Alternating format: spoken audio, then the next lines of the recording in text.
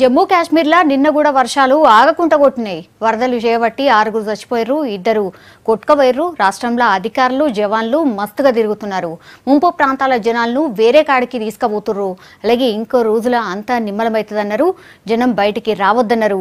CM ముఫ్తీతోని మాట్లాడిన ప్రధాని మోడీ ఏం సాయం కావాలన్నా చేస్తామన్నాడు.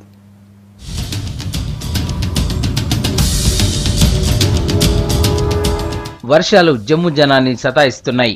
3 రోజుల సంధి కొడుతున్న వర్షాలు నిన్న కూడా గట్టిగానే కురిసినాయి. నిన్న మొన్న డేంజర్ లెవెల్ దాటిన జీలం నది ఇంకా కూడా అట్లనే పారుతున్నది. రామ్మున్షి బాగ్ కాడ నదిల నీళ్లు కొద్ది కొద్దిగా పెరుగుతున్నాయి. రాజోరి కాడ వరదలల్ల జిక్కి ఒక ఆమె పానమిడిచింది. మొత్తంగా 4 రోజుల వానలతోని 6 పానమిడిచిరు. కొందరు అడ్రస్ లేకుండా పోయిరు. ఇంకో 17 మందిని జవాన్లు కాపాడిరు. జనానికి ఇబ్బంది కాకుండా చూస్తున్నామని ముఫ్తీ సర్కార్ చెప్పింది. తొందరలోనే అంతా నిమ్మలమైతది అన్నది. कश्मीर में पीछे जो बारिशें हुई उनके कारण यहाँ पर फ्लड लाइक सिचुएशन था और कई जगह जो है नुकसान भी हुआ है। जब ये बारिश हुई तो हमारी गवर्नमेंट की तरफ से एडमिनिस्ट्रेशन की तरफ से काफी प्लान था, सभी लोग अलर्ट थे।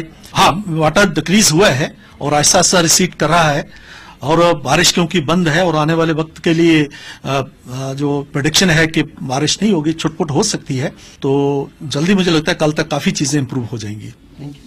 వరద నీళ్లు ఎక్కువస్తున్న చోట ఆఫీసర్లు బాగా పనిచేస్తున్నారు. జవాన్లు లోకల్ ఆఫీసర్లు కలిసి ఊళ్ళల్లో తిరుగుతున్నారు. పంజిపూర్ లాంటి చోట్ల పడవలలో పోయి మరీ జనాన్ని కాపాడుతున్నారు. వర్షాలు తగ్గేదాకా జనం బయటికి రావద్దని కోరుతున్నారు. అటు ప్రధాని మోడీ కూడా సీఎం ముఫ్తీతోని మాట్లాడిండు. చాతనైనంత సాయం చేస్తామన్నాడు.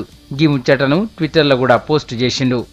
उन्होंने और उनके कार्यालय ने पूरी निगरानी रखी हुई है। मुख्यमंत्री को यह आश्वासन दिया कि हर प्रकार का सहयोग केंद्र की ओर से उपलब्ध रहेगा, परंतु प्रदेश सरकार का ये कहना है कि धीरे धीरे अब स्थिति नियंत्रण में आ रही है। జమ్ముల జర్రంత వర్షం తక్కువ కాగానే జీలం నదిలో కూడా వరద కొద్దిగా తగ్గింది.